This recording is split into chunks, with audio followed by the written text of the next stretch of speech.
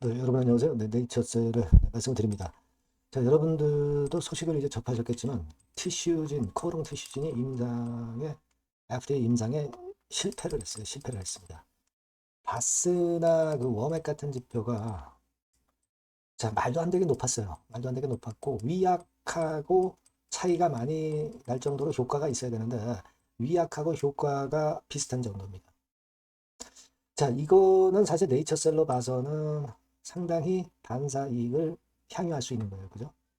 우리가 바스나 워맥 지표 같은 경우에서 긍정적인 상황이 나왔던 거 기억하실 겁니다. 그런 상태인데, 여하튼 3종 세트를 받았던 네이처셀이 티슈진이 이런 식으로 좀 경쟁에서 처진다고 한다면 유리한 쪽으로 이제 자리매김을 할 수 있는 그런 상황인데, 자, 경쟁 업체들이 물론 없는 건 아닙니다.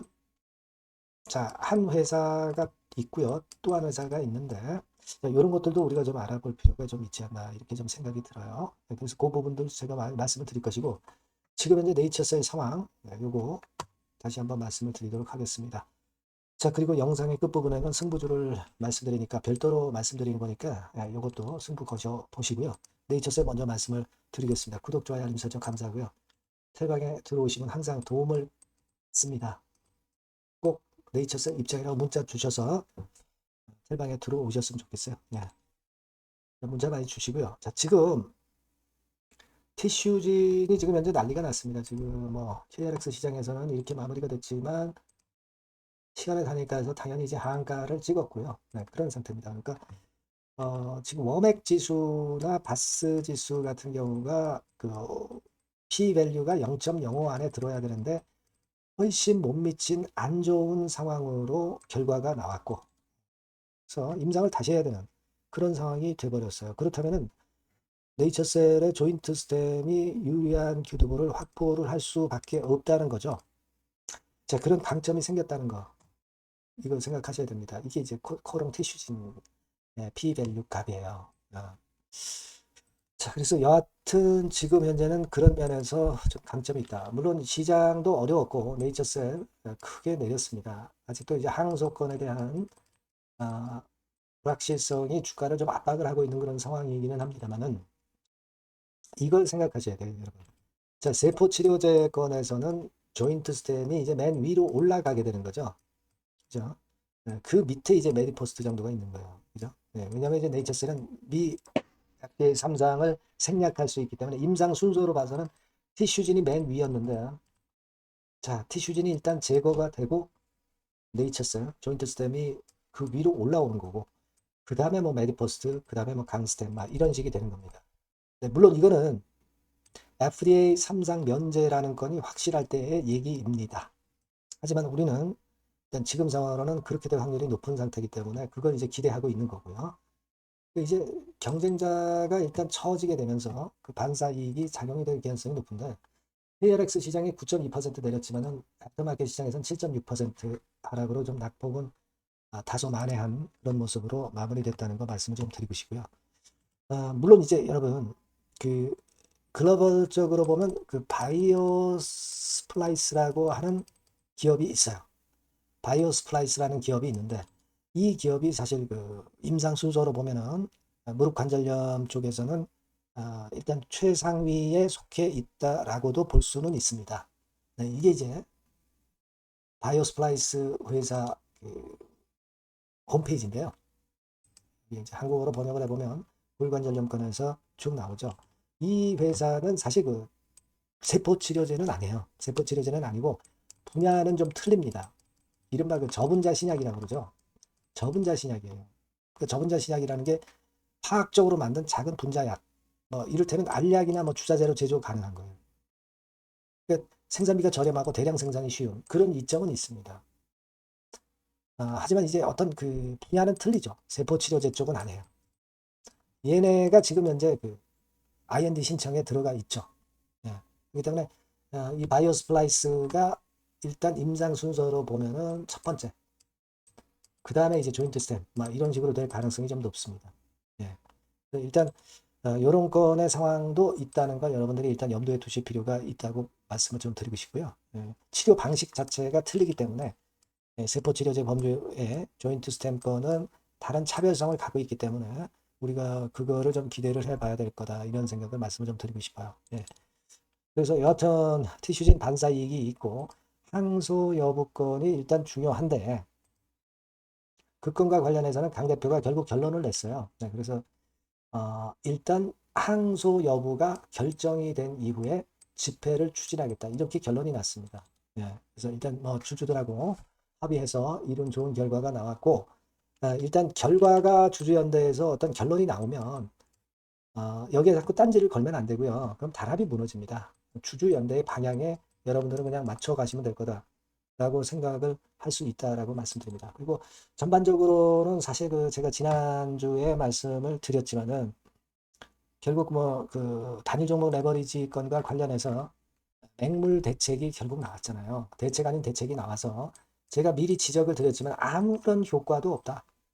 이렇게 말씀을 드렸지만은 여전히 시장이 폭락이잖아요.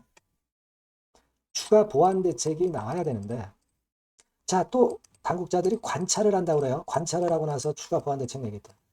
이 일은 벌어져서 주가가 개폭락을 지금 현재 해 있는 상태인데 사후 약방문 해가지고 뭐 사후 약방문의 대책을 나중에 내가지고 무슨 소용이 있겠어요. 네. 자, 이거 아주 심각한 문제입니다. 그러니까 이번에 단일 종목 레버리지 건과 관련해서 확실한 대책이 나오지 않으면 뭐 코스피 물론이고 코스닥 굉장히 어려워질 가능성이 있고 뭐 지금까지 뭐 그렇게 해서 이제 전개돼 온 거 아니겠어요, 그죠? 이미 지금 현재 폭락을 한 상태입니다. 예. 이거는 빨리 대안을 좀 세워야 될 것 같고 여기서 우리가 어떤 대안이 좀 나올 것에 대한 기대를 좀 해볼 필요가 있지 않겠나 이런 생각을 좀 하고 싶습니다, 여러분. 그죠? 그래서 일단 제가 볼 때는 그런 부분들이 어떻게 보면은 중요한 부분일 수가 있어요. 지금 네이처셀 입장에서는. 그래서 그거에 관련돼서 제대로 된 대책이 좀 나왔으면 좋겠다는 생각입니다.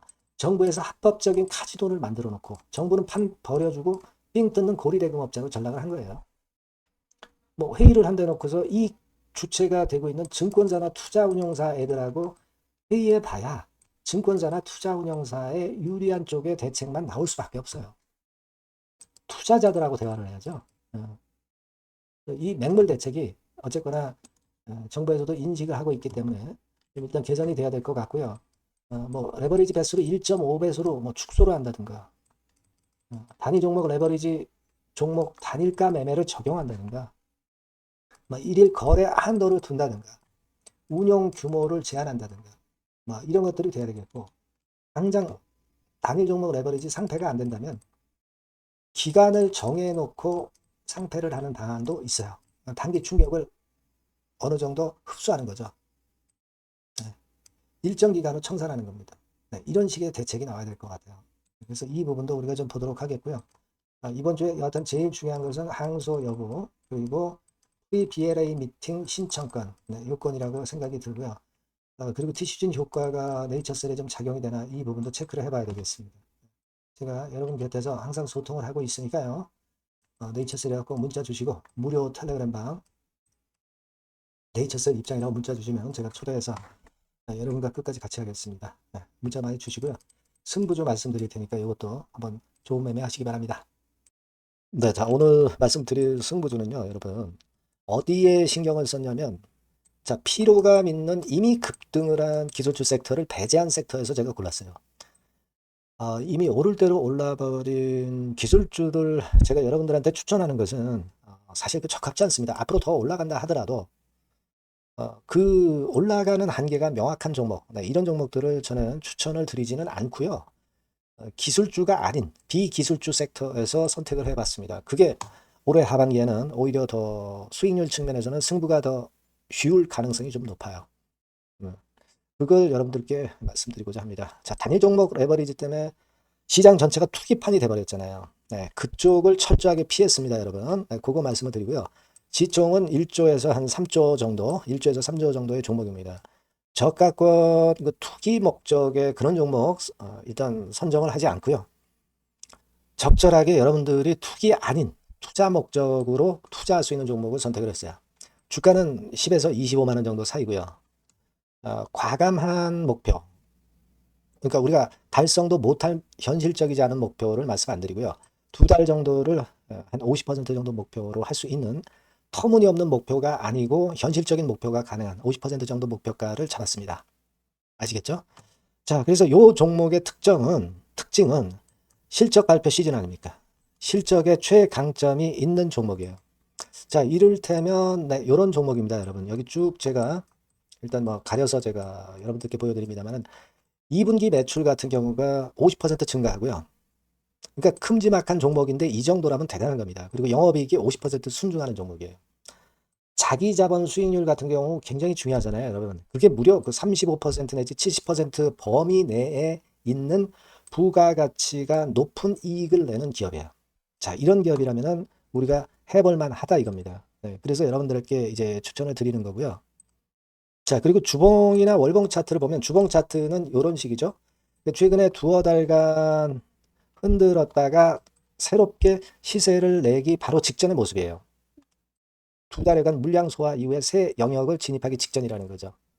그죠? 네, 그겁니다. 그렇기 때문에 매력이 있고 월봉 차트도 비슷합니다. 그죠? 4개월간의 준비 작업 이후에 분출하기 바로 직전에 선도주자. 그 섹터의 선도주자. 막 이렇게 보시면 될 것 같습니다. 네. 자, 그런 종목입니다. 아무 종목이나 선택해서 말씀드리는 건 아니고요. 그리고 최근의 모습을 보면은 외인 기관이 쌍끌이 들어오고 있는 그런 모습이 보이죠, 여러분? 네. 초록색, 빨간색 보입니다. 근데 특히 투신이나 연기금이나 사모펀드에서 집중 매집하고 있어요. 자, 수급도 이렇게 뒷받침이 되는 종목이라면 우리가 해볼 만하다 이겁니다. 그죠? 우리가 해볼 만해요. 예, 여기 나오는 이 그래프의 종목은 아니고요. 해볼 만하다. 저는 그렇게 말씀을 좀 드리고 싶고요. 따라서 여러분들이 일단 하반기에 새 판을 짜는 한국 증시의 최적합주라고 저는 자신 있게 말씀을 좀 드리고 싶어요. 아시겠죠? 승부주라고 문자를 주시면 제가 매수부터 매도까지 끝까지 여러분들 곁에서 끝까지 케어하면서 수익을 내도록 한번 최선의 노력을 경주해 보겠습니다. 네. 꼭 승부주라고 문자를 주세요. 네, 감사합니다.